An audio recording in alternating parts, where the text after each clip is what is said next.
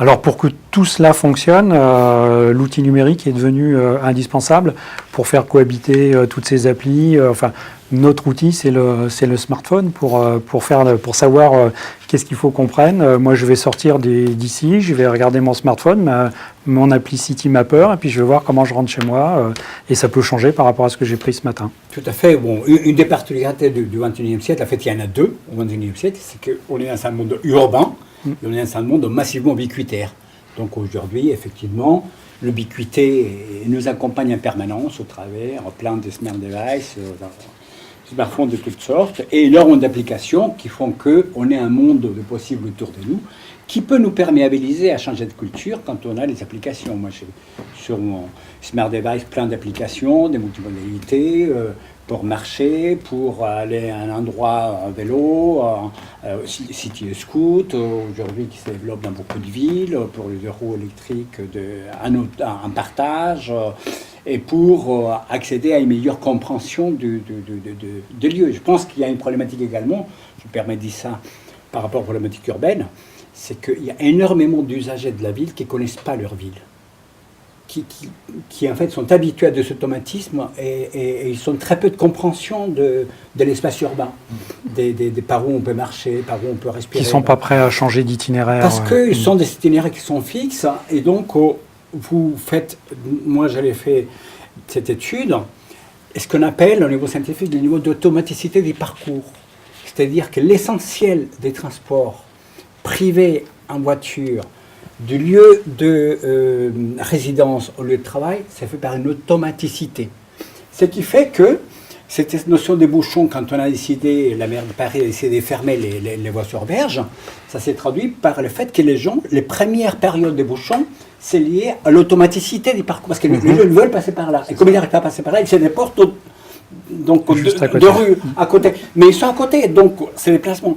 Mais les études scientifiques le montraient, une étude magnifique à Cambridge qui a eu lieu, c'est qu'au bout de 7 mois, cette automaticité est cassée par les cerveaux humains parce qu'il y a un corps, ça tourne là-haut. Et ça s'est produit un phénomène scientifique qui s'appelle l'évaporation automobile. C'est-à-dire que les voitures disparaissent. Pourquoi ? Parce qu'on casse l'automaticité et l'humain commence à se dire bon, je vais peut-être regarder un domaine de transport, je vais prendre le vélo, je vais prendre la moto, je vais peut-être prendre le métro. Finalement, il n'y a pas de si mauvaise odeur que ça. Hein. Finalement, on y arrive quand même. Et quand vous regardez un an après les voies sur berge, j'ai fait l'étude personnellement, j'ai passé plusieurs mois à travailler là-dessus, où on a vu une lente mais certaine disparition du trafic sur les quais au profit de cette évaporation qui est en train de se produire. Je voudrais juste dire un petit mot que personne n'a évoqué ici sur les impacts de la vie digitale dans nos vies par rapport à la mobilité urbaine. Parce qu'on y pense peu. C'est l'impact du commerce électronique. Parce que les modes de vie urbains par le digital, elle vous permet d'accéder non pas uniquement à vos déplacements, mais d'acheter tout avec le premium. Vous êtes livré en 1 heure et même gratuitement. Moi, je vais faire mes courses hier. On m'a dit, écoutez, en 1 heure, je vous livre, portez pas vos paquets. Moi, ça ne me pose pas de problème de porter mes paquets. Mais j'avais quelqu'un prêt à me livrer à moins d'1 heure. Vous allez sur les grandes chaînes qui sont, on n'aura pas de nom, mondiales ou françaises. On vous livre en 1 heure. Par quel miracle on vous livre en 1 heure ? Comment ça arrive en 1 heure ? Vous achetez une paire de chaussures n'importe où, vous achetez un livre, vous achetez un frigo, vous achetez un four à micro-ondes. Plus personne n'importe rien, là. Hop, on rentre dans un magasin, on se déleste sa carte bleue, et on sort, et 1 heure après, on réceptionne. Par où ça passe tout ça ? Eh bien, ça arrive chez vous, par un camion, ça arrive par les messieurs qui vont monter ça jusqu'à l'étage, etc. Quel est l'impact du commerce électronique dont sa croissance est exponentielle dans les 5 dernières années par rapport à la mobilité. Montre-moi les études qu'il y a là-dessus. Tout le monde est prêt à dire, Madame Hidalgo, vous fermez les voies sur berge, et Madame Hidalgo, vous les mettez de la gratuité. Mais combien de personnes se posent la question pour se dire, quand j'achète, quand je consomme et que je me fais un service premium, quelle est ma contribution aux embouteillages pour lesquels on est en train de râler en disant que c'est la faute de Madame Hidalgo. Donc je pense qu'il y a une réflexion sur le commerce électronique. J'irai dans votre sens, parce que ça, vous avez de la chance d'être livré en 1 heure. Il m'arrive d'acheter beaucoup d'acheter beaucoup de choses sur Internet. Sauf que, enfin, je ne citerai pas les transporteurs. Normalement, qui doit livrer chez vous et déposer un mot dans votre boîte aux lettres. Et en fait, au bout de 2 jours, vous n'avez pas d'informations sur ce que vous avez commandé. Vous appelez le prestataire et vous découvrez que votre colis, il a été déposé dans un dépôt poste. Il faut que vous preniez votre voiture pour aller chercher le colis et revenir, alors que normalement, ça devait être livré le lendemain. Voilà. Donc ça fonctionne. Multipliez Donc, ça on multiplie par le nombre encore. d'usagers, vous verrez que la réflexion sur les embouteillages en ville prenne un autre regard. Alors, est-ce qu'on cet peut... égard. Oui, Ousmane, et puis après on conclura. Après, rapidement sur ce point-là, en fait, si on va jusqu'au bout de la réflexion, ça aurait été quelque chose qui pourrait être vertueux. Dans la mesure où, quand on va faire des courses, qu'est-ce qu'on fait? On prend son véhicule. Quand on habite, en tout cas, pas dans les grandes métropoles, là où on peut prendre le métro, un bus. Si on est en ruralité... Et si on est en ruralité, on prend son véhicule. Et s'il y a 10, 15, 20, 30 personnes qui vont faire leurs courses avec leur véhicule, et si ces 10, 15, 20 personnes restent chez eux avec leur appli, ils commandent leur truc, et qu'il y a un transporteur qui prend tout, qui fait la tournée et qui dépose, donc, je veux dire, si on était parti au bout de la réflexion, et en tout cas, de ce qu'on voulait faire pour cette mobilité, il faut faire le bilan, oui. on aurait pu, je pense, en tout cas, ça aurait pu être vertueux. Mais malheureusement, avec les problématiques que rencontrent ces systèmes-là, qui sont les problématiques de livraison, les personnes ne sont pas là, etc., bah, ça démultiplie finalement les déplacements au lieu de les réduire, quoi, hein. Alice, vous voulez intervenir? Oui, je voulais juste rajouter 2 éléments. Un premier élément, on n'en a pas beaucoup parlé, mais sur la billettique.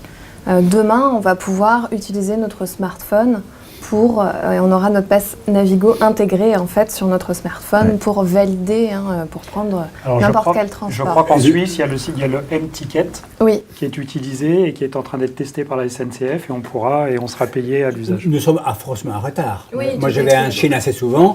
Quand vous arrivez à Shanghai, donc avec votre smartphone, avec les 2 applications phares, Alibaba Pay ou WeChat Pay, vous partez de Shanghai, vous faites jusqu'à 720 km, donc jusqu'à la vallée des Trois Gorges, uniquement avec l'appli sur le smartphone, tout en intermodalité vraiment très très étendue.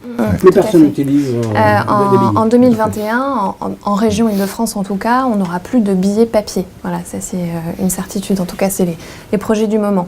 Et deuxième Encore chose, 3 ans à attendre. ouais, On est en retard. mais en 2019, on pourra utiliser notre smartphone, mais bon, le temps que ça s'étende. Et puis il y a la question aussi de la donnée. On n'en a pas beaucoup parlé, mais et de l'éducation finalement des citoyens, des enfants à l'usage de toutes ces mobilités. Vous avez parlé de Citymapper, c'est un très bon exemple. Aujourd'hui, en tant que citoyen, on doit se poser cette question. Quand on est mobile, qu'on active nos données sur le téléphone et qu'elles sont récupérées par un certain nombre d'entreprises, par un certain nombre d'applications, où est-ce qu'elles vont ces données-là? Est-ce qu'elles servent au pouvoir public aujourd'hui pour pouvoir demain améliorer toutes ces mobilités, toutes ces infrastructures? Alors je vous pose la question, vous allez nous répondre. Citymapper, c'est une entreprise qui est anglaise, je crois, qui est londonienne. Oui, donc vos qui données, fonctionne dans les capitales. Voilà, tout à fait. Et je suis pas sûre qu'aujourd'hui ça serve vraiment les pouvoirs publics. Par contre, si vous utilisez Via Navigo, qui est l'application franco-française. Île-de-France, en tout cas francilienne, qui est Île-de-France Mobilité, ex-STIF, qui est l'autorité organisatrice de la mobilité. Là, vous allez pouvoir aider les pouvoirs publics. Donc je note Via Navigo. Voilà, Via Navigo. Mais pour venir sur cette histoire de dématérialisation du paiement, donc du ticket, aujourd'hui, par exemple, sur les parkings à Paris, vous pouvez payer votre parking avec votre smartphone, Pay by Phone. Là, je me suis garé, je n'ai pas utilisé de rotateur ni rien, juste avec mon smartphone. J'ai payé mon parking. Et là, si l'heure est dépassée, il va sonner. Il faut que j'aille, rien que par le smartphone, compléter mon truc sans me déplacer. Justement, on va, pour ce premier débat, tenir les délais. Éviter que le smartphone sonne, qui est éteint par ailleurs. Exactement. Et donc, par la miracle de la technologie, il va quand même sonner. Et nous allons conclure. Alors moi, je voulais vous poser une question sur la finalité de tout ça. Effectivement, la mobilité, par exemple, dans les entreprises, est-ce que la seule finalité, c'est faire des économies? On l'a vu, on a un parc qui dort, donc il faut faire des économies. Est-ce qu'il faut que ça soit la moins chère possible? Est-ce qu'il faut que ce soit la plus intelligente, la plus propre, la plus durable, la plus supportable? Un ensemble de tout ça. c'est quoi je crois que vous disiez que quand je vous ai vu au colloque chez Moveo, vous parliez de Smart, Green and Human Mobility. C'est ça. Donc, qui veut intervenir le premier sur le sujet? Olivier. Alors, aujourd'hui, je trouve qu'il y a une offre pléthorique sur ces sujets-là. Alors, il y a beaucoup de sociétés qui font la même chose, à peu près la même chose. La pérennité de ces sociétés, moi, c'est toujours cette question que je me pose par rapport à l'offre. Déjà, est-ce que l'offre va séduire les collaborateurs en interne? Est-ce que cette société va être pérenne aussi? Parce que ça, c'est important, on regarde ça aussi. Hein. Quand on signe un contrat avec une société, on veut savoir si elle va aller jusqu'au bout dans le service, si derrière il y a un SAV, enfin voilà, il y a tout ça. Donc c'est la problématique, elle est là, je pense, c'est quoi mettre à disposition, comment, avec quel type de société. Mais pour quelle fin? Et pour quelle fin? Pour que ce soit utilisé au moindre coût. Alors c'est toujours ça, hein, on a toujours ça dans l'esprit, hein, faut que ça fonctionne et que ce soit pérenne, voilà, et le plus économique possible, bien sûr. On ne va pas prendre des solutions très très coûteuses ou trop coûteuses par rapport aux résultats attendus. Mais c'est un petit peu ce que je disais tout à l'heure. On entend beaucoup l'autopartage, le covoiturage, d'autres solutions et ainsi de suite. Mais est-ce que les collaborateurs seront partie prenante pour utiliser ces services? Voilà, c'est ça. On parlait tout à l'heure, tu l'as évoqué, de la solution de crédit mobilité. Moi, je sais que je l'ai présenté au niveau de la direction générale. Ça avait été évoqué. J'avais étudié le sujet depuis ses débuts avec la société qui vend cette prestation. Et puis, on s'aperçoit que derrière, en fin de compte, tout le monde en parle, mais personne n'en veut, quoi.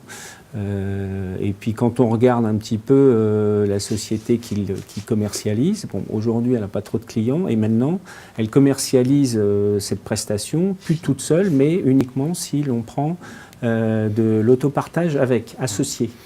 Donc ça veut bien dire que le modèle en lui-même ne séduit pas grand monde et qu'il l'associe à une autre prestation pour la vendre. Donc c'est tous ces sujets-là, voilà, tout le monde joue un petit peu comment dirais-je, au géotrouve-tout aujourd'hui. Hein. Il y a des solutions qui sortent tous les jours sur tous les sujets. L'autre jour, j'ai vu qu'il y avait du copiétonnage maintenant qui vient de sortir. Voilà, il y aura une appli. Si on veut traverser la rue et si on se sent seul, on pourra prendre quelqu'un pour...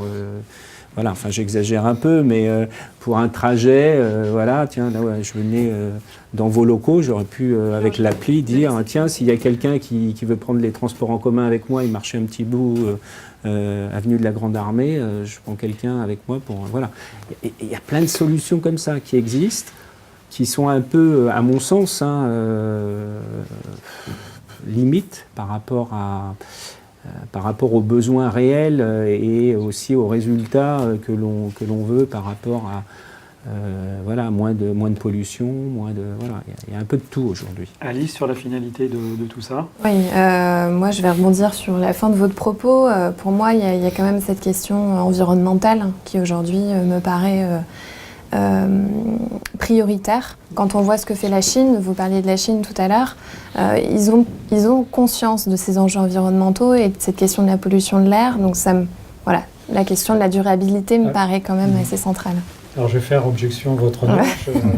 J'ai lu des choses sur la ville de Chengdu, où on a construit une smart city idéale avec un moyen de déplacement à un quart d'heure à pied.